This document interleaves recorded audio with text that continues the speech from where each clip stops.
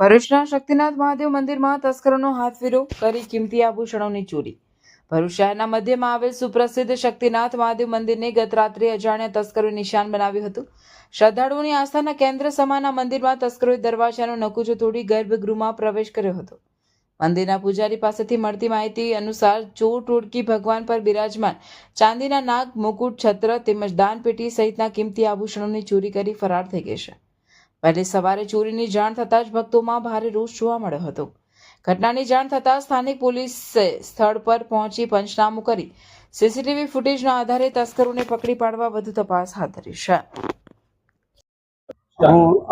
હું શક્તિનાથ મહાદેવ મંદિરમાં પૂજા કરું છું। મારું નામ નૈનેશ કુમાર સુરેશચંદ્ર જોશી છે।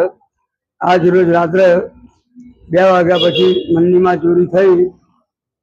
ચોરીમાં મુકટ ગયા, છત્ર ગયું, ગલ્લા ચોરાઈ ગયા। હવે કલયુગની અંદર ભગવાનને પણ છોડતા નથી।